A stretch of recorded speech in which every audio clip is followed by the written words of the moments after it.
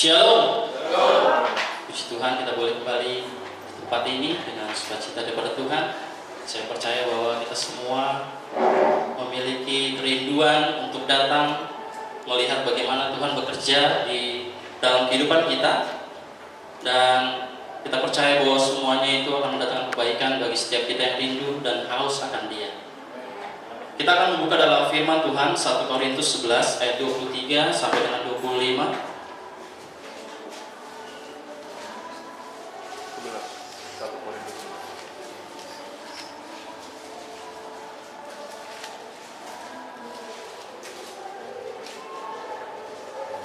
1 Korintus 11 ayat 23 sampai dengan 25. Mari kita bangkit berdiri, saudara, kita akan baca bersama-sama bergantian.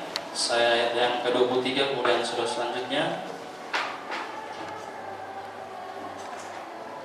Sebab apa yang telah kuteruskan kepadamu telah aku terima dari Tuhan, yaitu bahwa Tuhan Yesus pada malam waktu Ia diserahkan mengambil roti. Dan sesudah itu Ia mengucap syukur atasnya. Ia memecah-mecahkannya dan berkata, "Inilah tubuhku yang diserahkan bagi kamu. Perbuatlah ini menjadi ingatan aku." Demikian juga Ia mengambil cawan sesudah makan, lalu berkata, "Cawan ini adalah perjanjian baru yang dimeteraikan oleh darahku. Perbuatlah ini setiap kali kamu meminumnya, menjadi peringatan akan aku." Silakan dulu saudaraku. Tuhan Yesus memberkati. Saya akan mengambil sebuah teks dari ayat yang kita baca pada saat ini. Dikatakan di situ tadi, peringatan akan aku. Maka saya akan mengatakan mengingat Tuhan. Nah, Paulus mengatakan bahwa kita harus mengingat apa yang telah Tuhan perbuat bagi kita. Dan kita tahu di ayat tadi dikatakan menjadi peringatan akan aku. Peringatan akan Tuhan. Bagaimana kita mengingat Dia? Nah, kalau di dalam sebuah perjamuan, saudara tahu bahwa sebuah perjamuan bukanlah sesuatu yang biasa. Perjamuan biasanya dilakukan di dalam kerajaan, dan perjamuan dilakukan biasanya untuk hal-hal yang penting. Nah, ketika perjamuan dilakukan, bukan biasanya lagi, tapi memang benar bahwa setiap orang yang ada di dalam perjamuan itu adalah orang-orang terdekat, adalah hubungan yang sangat dekat dengan setiap yang ada di dalam perjamuan tersebut. Nah, saya menggambarkan bahwa suatu perjamuan malam ketika Yesus membawa murid-muridnya ke dalam suatu meja dan duduk bersama-sama di situ, di mana masih ada 12 orang. Dia meletakkan posisinya dekat dengan murid-muridnya.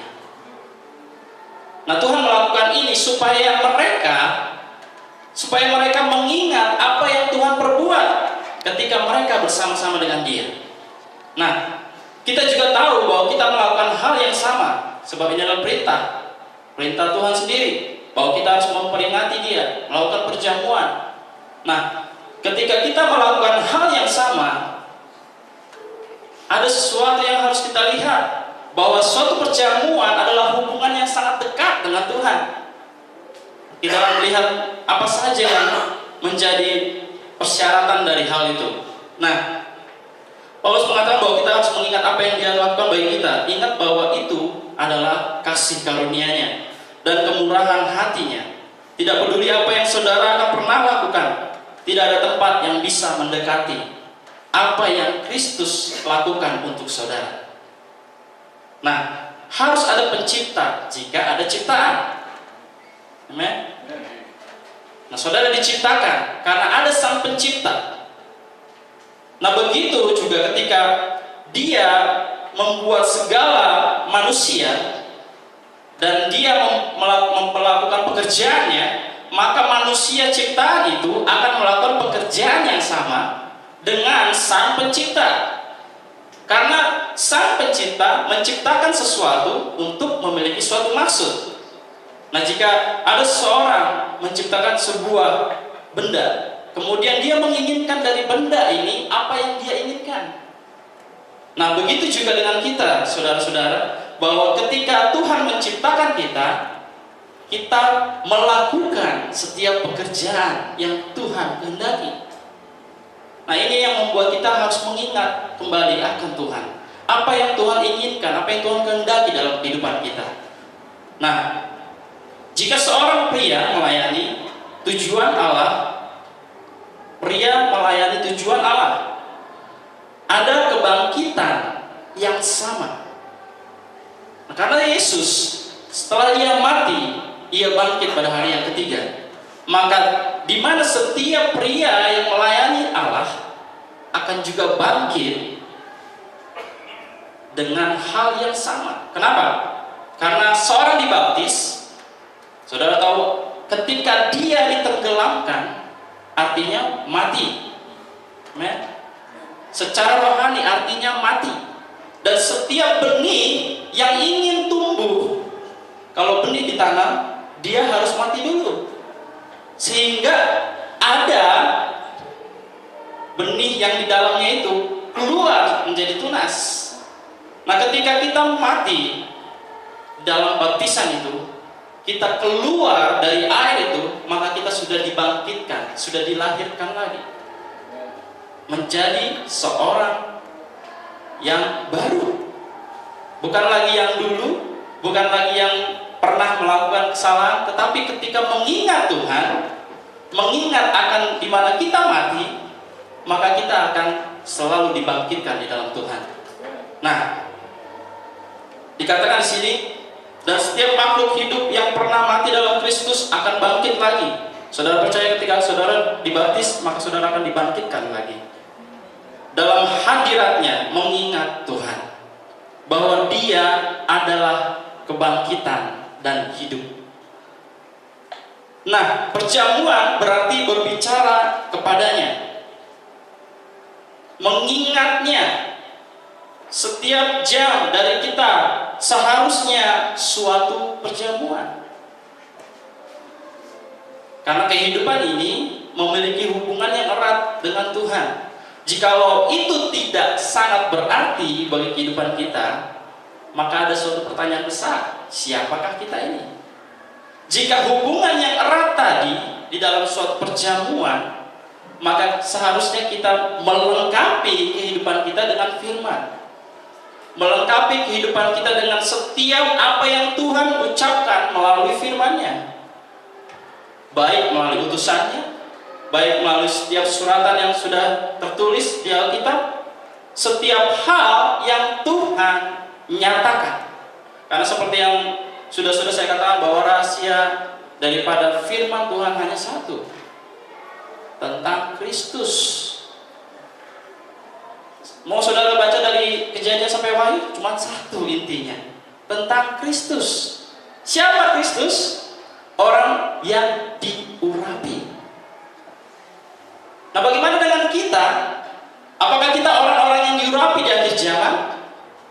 Nah, jika kita adalah orang-orang yang diurapi di akhir zaman, maka Kristus dinyatakan di dalam saudara dan saya. Maka Kristus dinyatakan, direfleksikan di dalam saudara dan saya. Nah, perjamuan dengan Tuhan adalah seperti sebuah oasis.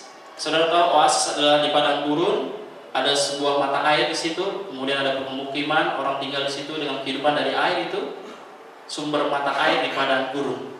Bagaimana juga kita melihat ketika musim panas, seperti dulu kita pernah kesusahan air di Jakarta, ketika musim panas berlangsung begitu lama, bahwa begitu sulit mendapatkan air, bahkan ada yang kekeringan sampai harus membeli air.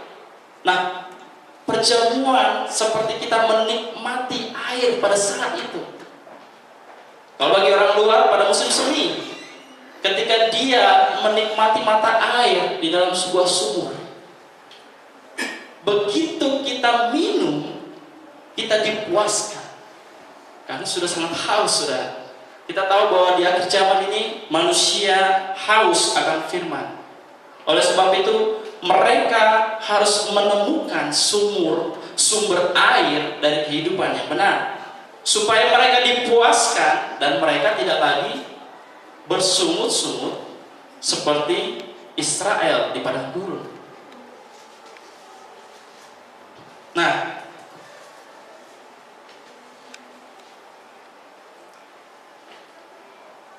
bersama-sama kita datang ke mejanya, minum berkatnya dan kasih karunia-Nya dan firman-Nya, dalam perjamuan firman-Nya sampai jiwa kita dipuaskan. Jadi kalau kita melakukan perjamuan sampai jiwa kita merasa dipuaskan. Dan itulah titik puncak di mana kita mengingat akan Tuhan. Suatu perjamuan, suatu kedekatan intim berbicara dengan Dia. Satu meja. Saudara tahu kalau satu meja artinya apa? Begitu dekat, tidak lagi ukuran batas, hanya meja. Dan itu sangat bersama-sama di dalamnya. Jadi suatu kedekatan di dalam perjamuan. Nah, saudara tahu bahwa itu harus dilakukan dengan penyembah yang benar. Tidak semua orang dapat melakukan perjamuan. Kita baca di dalam 1 Korintus 11 ayat 27 dan 33 selanjutnya.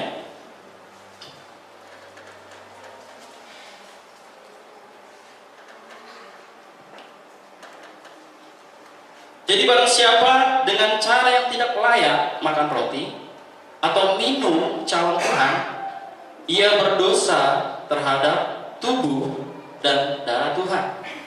Karena itu hendaklah tiap-tiap orang menguji dirinya sendiri, dan baru sesudah itu ia makan roti dan minum dari cawan itu.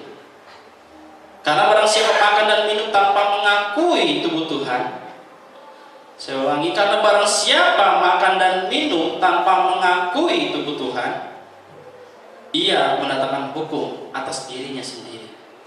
Sebab itu banyak di antara kamu yang lemah dan sakit, dan tidak sedikit yang meninggal.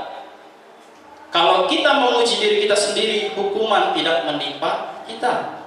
Tetapi kalau kita menerima hukuman dari Tuhan, kita dididik supaya kita tidak akan dihukum bersama-sama dengan dunia. Karena itu, saudara-saudaraku, jika kamu berkumpul untuk makan, nantikanlah olehmu seorang akan yang lain.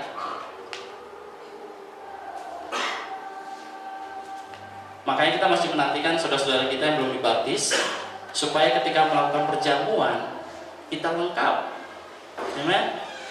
Masih ada di antara saudara-saudara kita di tempat ini yang belum dibaptis, dan akan sangat sedih ketika kita menerima roti itu satu demi satu, kemudian kita melihat saudara kita ada yang tidak mendapatkannya. Tadi dikatakan suatu hubungan yang sangat dekat. Jikalau ada saudara kita yang tidak mendapatkan bagian dari perjamuan ketika satu meja itu berlangsung, apa yang saudara rasakan? Pasti kita menantikan saudara kita ini sampai dia benar-benar mengakui bahwa kita adalah keluarga Tuhan, satu tubuh di dalam Tuhan. Oleh sebab itu, nantikanlah seorang akan yang lain ketika kita melakukan perjamuan. Bukan berarti kita menunda-nunda, bukan berarti kita juga memperlambat situasi, tetapi kita rindu, kita lengkap,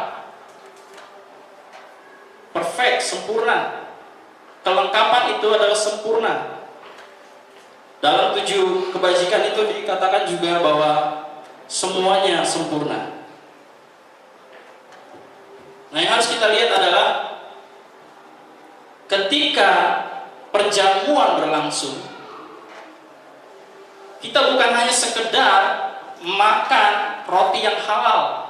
Saudara tahu roti yang halal?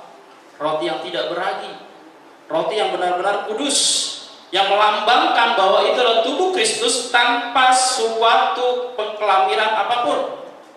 Sehingga itu benar-benar murni bahwa itu adalah tubuh dari Kristus. Sehingga kita tahu bahwa itu adalah benar-benar murni dari Dia sebagai pewahyuan yang benar. Nah, seperti Daud mengingat Tuhan. Kita buka di dalam Mazmur 42 ayat 1 sampai 4.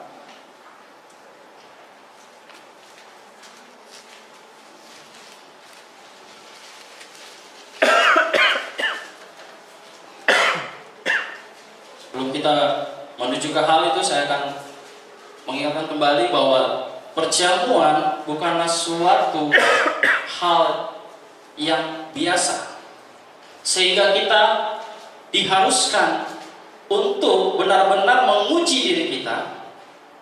Bukan hanya sekedar menguji, tapi melihat ke dalam hati kita, apakah kita sudah menyatakan penuh bahwa kita berada di dalam satu tubuh, yaitu tubuh Yesus Kristus.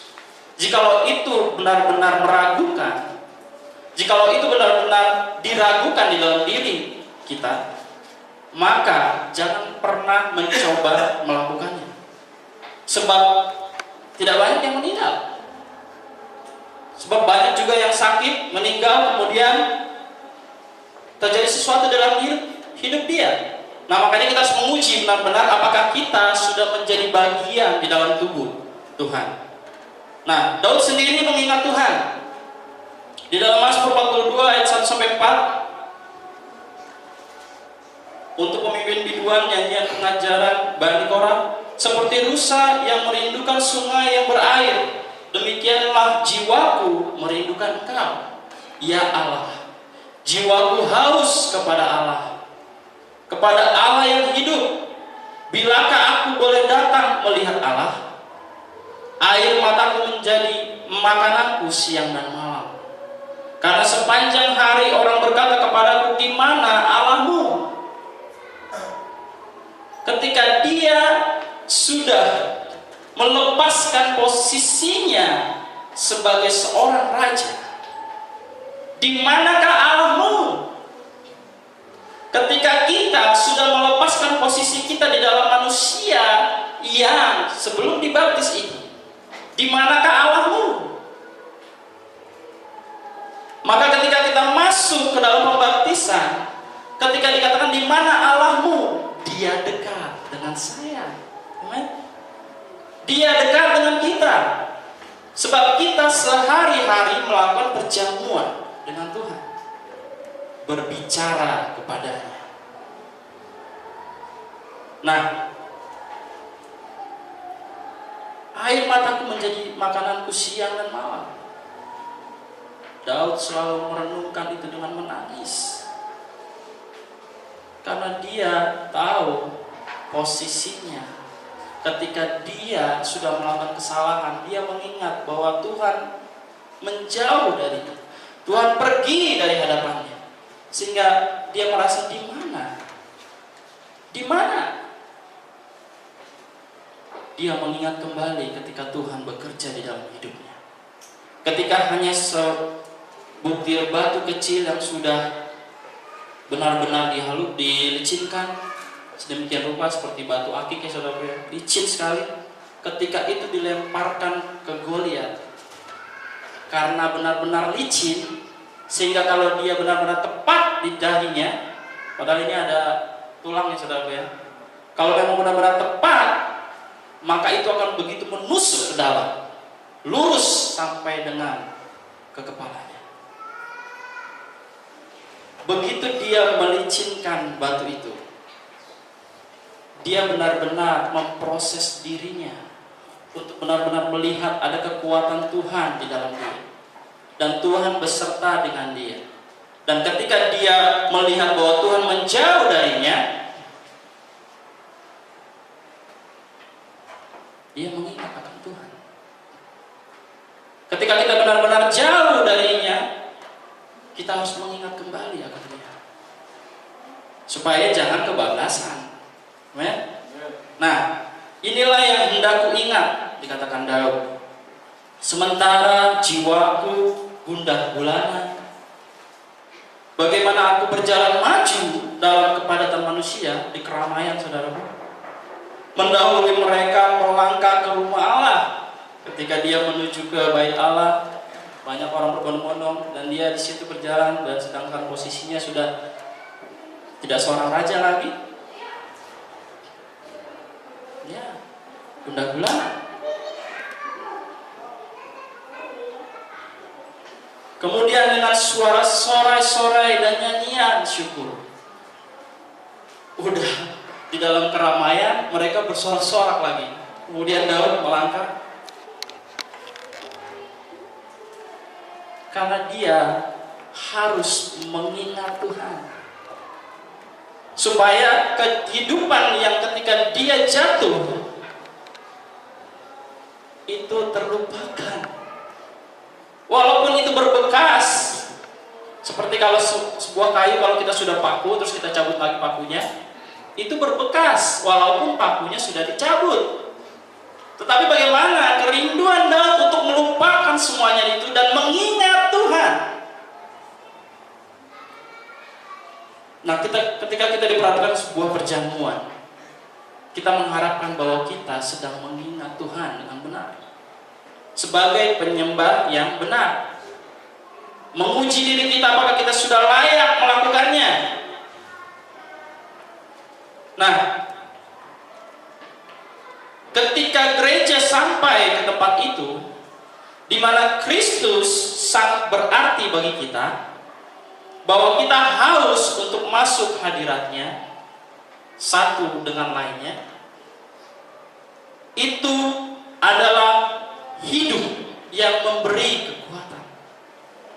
Tidak ada iblis yang bisa mengambil alih saudara dan saya. Bahkan kematian itu sendiri dikalahkan di sana.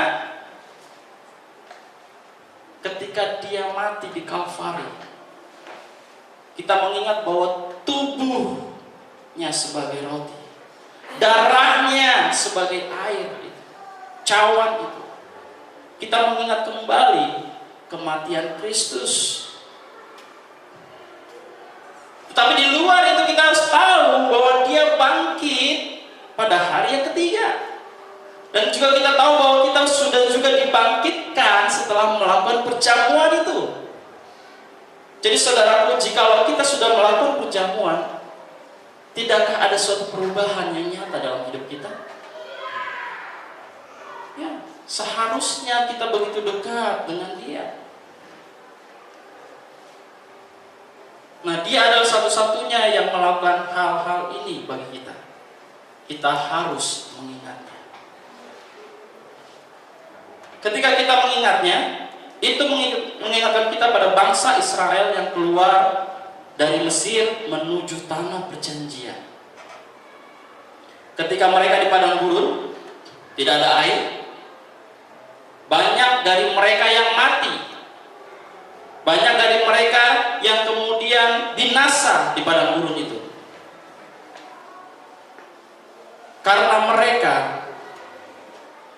bersungut-sungut.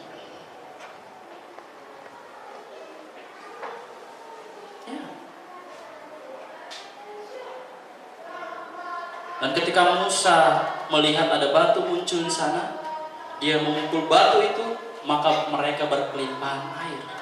Siapa yang membuat itu? Tuhan Yesus sendiri. Sehingga ketika air itu keluar, lagi haus-hausnya saudaraku, maka dia dipuaskan dengan air ini. Dia benar-benar merasakan kepuasan akan begitu kehidupan yang nyata, bahwa akhirnya lega juga. Haus kita sudah hilang. Ketika kita benar-benar merenungkan firman, mengingat akan Tuhan, apakah masih ada yang haus? Halo? Tidakkah kita merasa kenyang?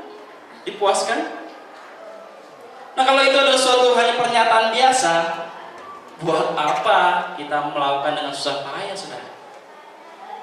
Itu adalah sesuatu yang sangat berarti bagi kita. Ketika kita benar-benar masuk ke dalam hadirat Tuhan, ketika kita benar-benar masuk ke dalam firman-Nya, maka kita benar-benar merasakan bahwa hati kita sudah dipuaskan dengan firman itu.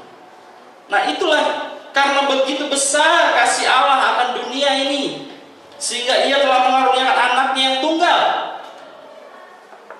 Bukan sekedar, saudara, tapi anaknya sendiri. Kita tahu itu Kristus. Kita tahu dia Allah 100%. Tetapi dia dalam rupa seorang manusia, anak manusia, Kristus. Sehingga dia benar-benar merasakan begitu sakitnya dicambuk.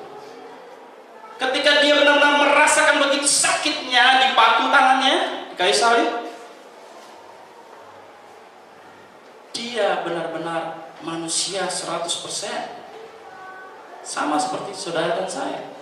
Sehingga dia benar-benar merelakan dirinya untuk mengampuni dari setiap orang yang lahir dari Adam. Semua orang yang lahir dari Adam. Bukan hanya satu dua, semua. Sehingga Adam yang kedua ini benar-benar memiliki kasih yang begitu besar. Lagi-lagi Kristus sebagai rahasianya. Nah, supaya setiap orang yang percaya kepada Dia tidak binasa, melainkan beroleh hidup yang kekal. Amen. Bukan hanya sekedar kehidupan yang sementara, tetapi kehidupan yang kekal. Sebagai penghiburan akan kita ketika kita melihat, oh haleluya, kita akhirnya memiliki kehidupan yang kekal bersama-sama dengan Dia selamanya di dalam suatu Yerusalem yang baru. Haleluya. Sebab Allah mengutus anaknya ke dalam dunia ini bukan untuk menghakimi dunia. Pada saat itu bukan untuk menghakimi dunia. Anak manusia datang dan mati di kayu salib bukan untuk menghakimi dunia, melainkan untuk menyelamatkannya. Menyelamatkannya, men, oleh Dia yang mengutusnya, Tuhan Yesus Kristus. Nah, barang siapa percaya kepadanya, ia tidak akan dihukum. Barang siapa tidak percaya, ia telah berada di bawah hukum, sebab ia tidak percaya dalam nama Anak Tunggal Allah. Jadi barang siapa tidak percaya kepada Tuhan Yesus Kristus, secara tidak langsung dia sudah ada di dalam posisi di bawah hukuman. Nah, kita percaya bahwa setiap kita percaya akan Tuhan Yesus Kristus sehingga kita tidak akan dihukum. Amen. Nah, sekalipun Hagar, siapa sih Hagar sebenarnya nggak patut diceritakan seharusnya. Tapi sekalipun Hagar, amen, bukan bagian daripada bangsa pilihan. Sekalipun Hagar yang sudah menghina nyonyanya si Sarai, ketika dia diusir oleh Sarai, dia pergi ke suatu padang gurun, dia menemukan suatu sumur di situ. El Roi, dia menamakan sumur itu karena malaikat Tuhan menampakkan dirinya kepada Hagar. Ketika malaikat Tuhan menampakkan dirinya kepada Hagar, Hagar teringat akan Tuhan. Sehingga begitu sangat sungguh dia senang, dia menamakan sumur itu El Roi. Dia yang hidup, yang melihat aku. Hagar saja sudah bertemu dengan malaikat Tuhan. Bagaimana seharusnya orang-orang yang diurapi di akhir zaman ini bertemu dengan Sang Pencipta itu? Seharusnya kita sudah benar-benar memilikinya seutuhnya, sehingga kita benar-benar dekat dengan Dia. Nah, ketika Hagar di sumur Lahai Roi, Hagar mengingat Tuhan dan menamakan Tuhan dengan El Roi. Dia yang hidup dan melihat aku, Dia yang tidak bisa mati, Melkisedek, El Shaddai, Dia yang hidup dan melihat aku. Hagar saja sudah bertemu dengan Tuhan. Tidakkah kita benar-benar merindukan bahwa kita sudah bertemu dengan Dia? Nah, ketika Dia ingat pada kita, ketika Tuhan Yesus mengingat akan kita, maka kita mengingat Dia. Jangan pernah saudara merasa bahwa saudara tidak pernah diperhatikan oleh Tuhan. Karena setiap saat saudara seharusnya melihat benar-benar secara serius. Jangan seperti Herodes ketika ia diperhadapkan dengan Tuhan Yesus Kristus. Yesus Kristus sebagai orang yang diurapi pada saat itu, seorang yang benar-benar memberi pengaruh. Tetapi Herodes hanya berpikir biasa-biasa saja. Herodes, dia tidak mempertimbangkan dengan serius siapa yang sedang dia adili. Memang itu harus terjadi, ya. Tetapi Herodes sebagai gambaran seorang yang tidak melihat serius dan tidak mempertimbangkan apa yang sedang dia perbuat. Begitu juga dengan Pilatus. Dia menyerahkan pada Herodes.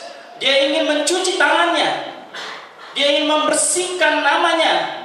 Karena dia tahu bahwa ada bangsa Israel yang benar-benar mendukung Yesus pada saat itu. Bagaimana kalau mereka nanti datang ke rumah Pilatus dan melakukan demo? Nah, Pilatus juga seorang yang benar-benar tidak layak pada saat itu. Dia menyerahkan, mencuci tangan, dan akhirnya dia melepaskan begitu saja. Dia tidak mempertimbangkan bagaimana Kristus yang sedang dia hadapi. Bagaimana ketika kita benar-benar mendapatkan buku besar, bagaimana ketika kita menerima itu dan meletakkan begitu saja? Bagaimana sesuai dengan ketika kehendak dia? Tuhan Yesus seorang tukang kayu. Dia seorang pekerja yang baik.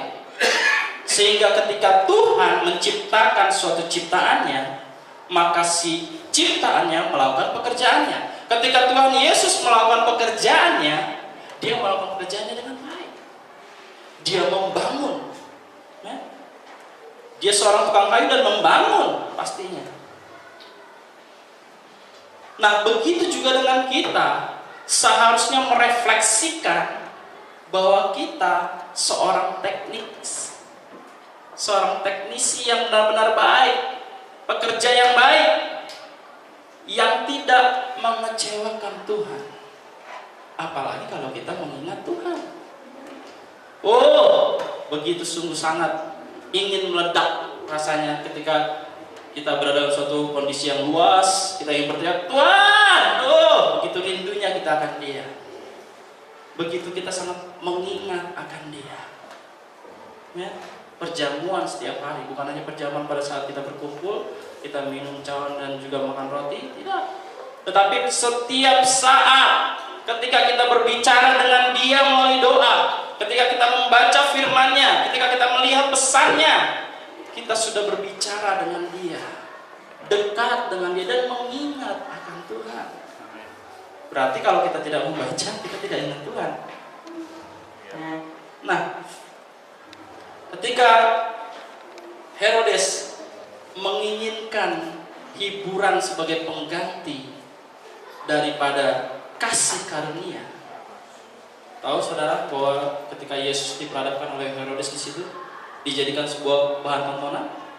Ya, mana katanya kamu bisa ini, bisa itu, ayo tunjukkan.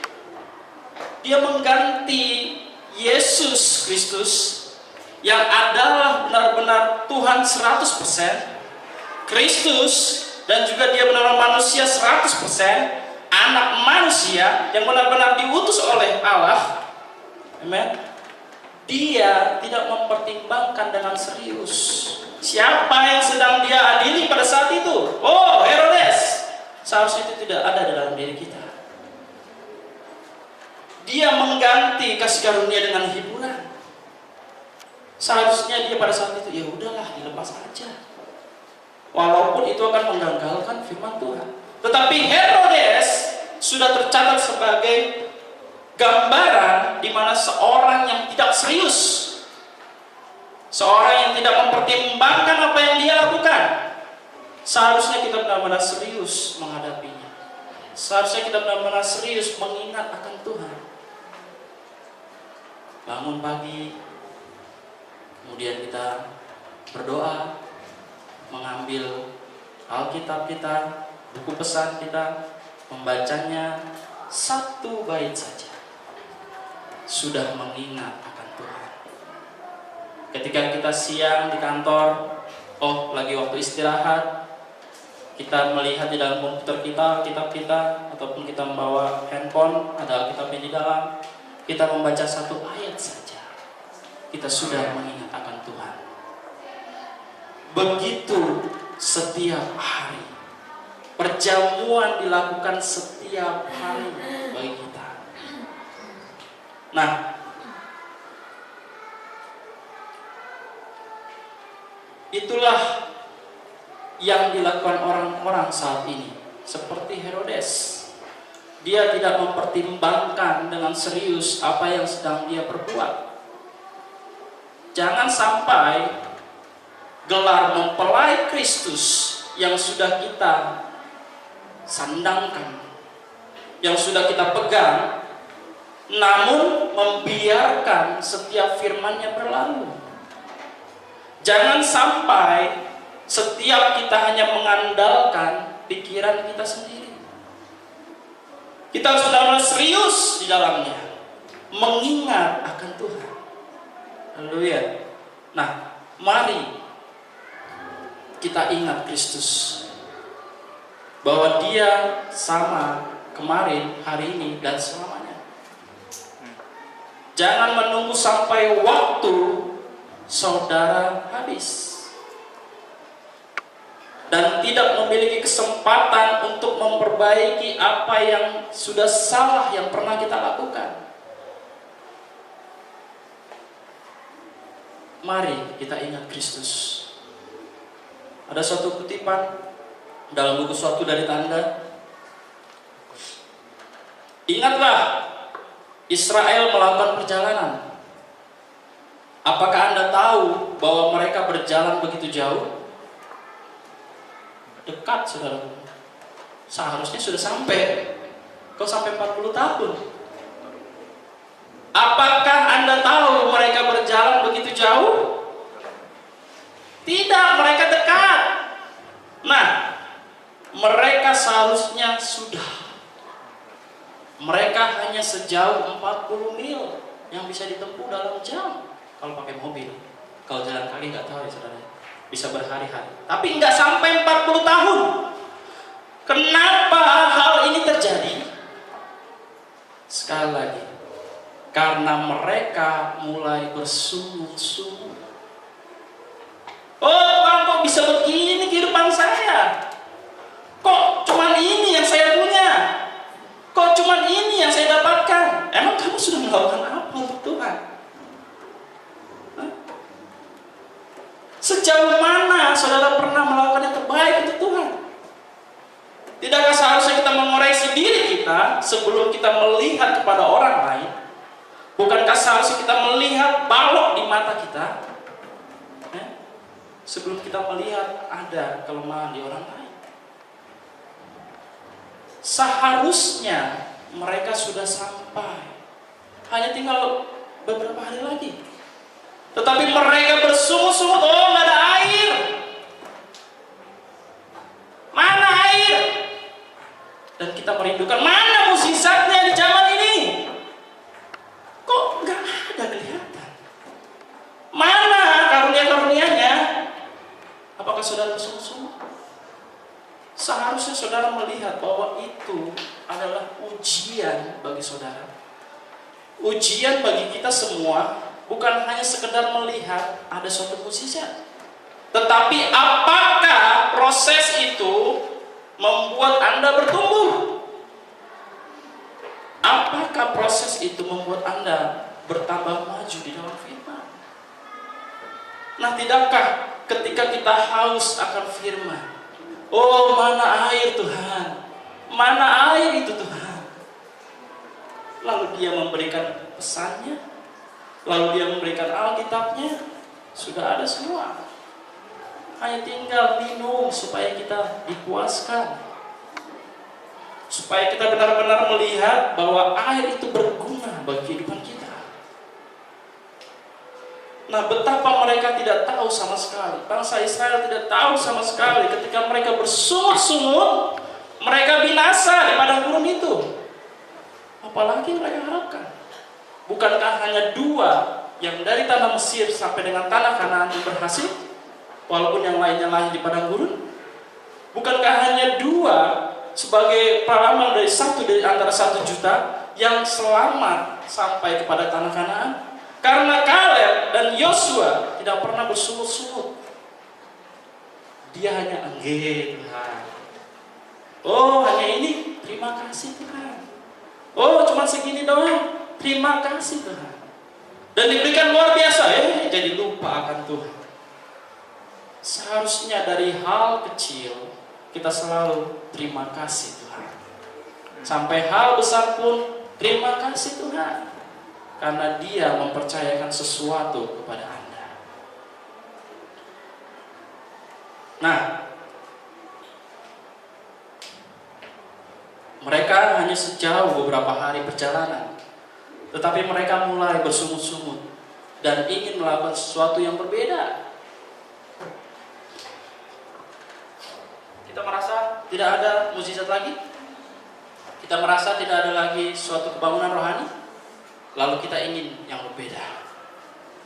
Oh tidak, saudara. Nantikan Tuhan setiap waktu.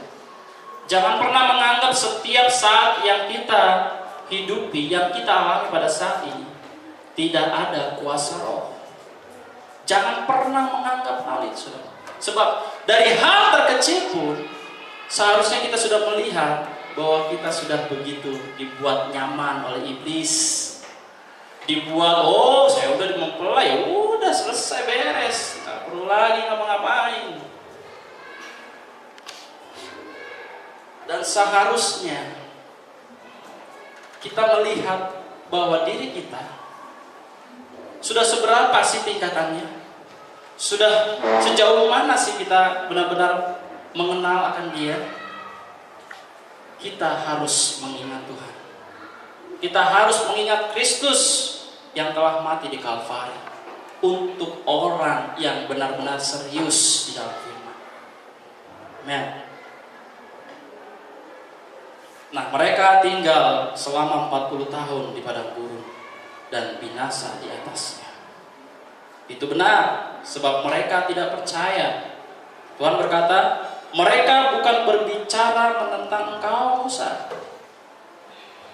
Mereka berbicara menentang aku, kata Elohim. Itu adalah suara Tuhan, bukan Musa. Ketika Musa mengucapkan firman, itu adalah suara Tuhan, bukan Musa.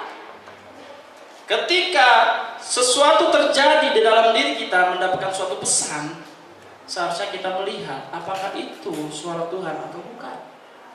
Karena ketika itu suara Tuhan, kita bukan menentang si manusia yang berkata A, B, C, D, si manusia yang menasihati A, B, C, D, tetapi kita melihat Tuhan seharusnya. Is everything to me. Dia Bapakku. Berarti kalau Bapak kita menyampaikan firman, seharusnya kita melihat Tuhan. Dia ibuku, ketika ibu datang, nah jangan. Alkitab berkata A, B, C, D. Seharusnya kita melihat Tuhan. Dia saudaraku. Ketika saudara kita menyampaikan sesuatu, seharusnya kita mengingat Tuhan. Saudariku, seharusnya kita mengingat Tuhan. He's everything to me. Dia segalanya bagi kita. Maka janganlah bersungut-sungut di akhir zaman ini, saudaraku. Tapi mari kita berjuang. Mari kita tidak menentang setiap firman yang diucapkan oleh siapapun. Sebab itu firman.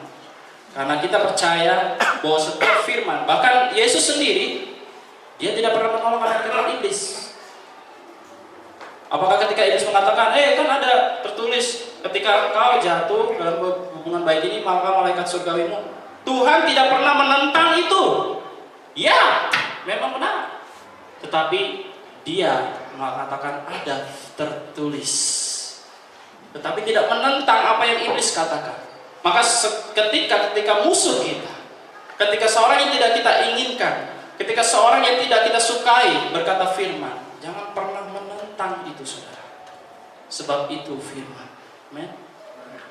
Nah, karena Ia telah mengatakan, akulah roti yang telah turun dari surga.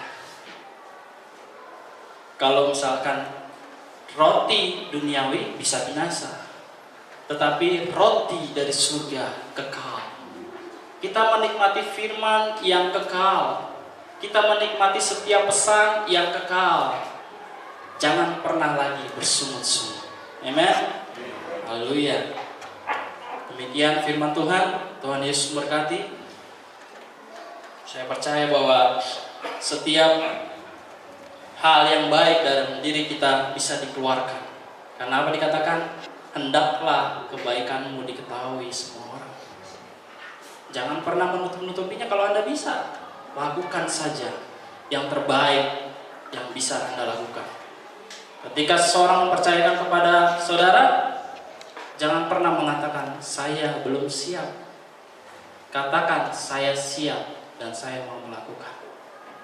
Jangan pernah mengatakan bahwa saya tidak layak. Buat apa di sini kalau memang tidak layak? Kita semua orang-orang yang layak di hadapan Tuhan, bukan yang layak bagi dunia. Tetapi ketika seorang datang, jangan pernah mengatakan saya tidak sanggup, saya tidak bisa, saya tidak layak. Jangan pernah, saudaraku. Katakan ya, karena firman ya dan amin. Tuhan Yesus berkati. Mari kita bangkit berdiri. Angkat pujian bagi Tuhan.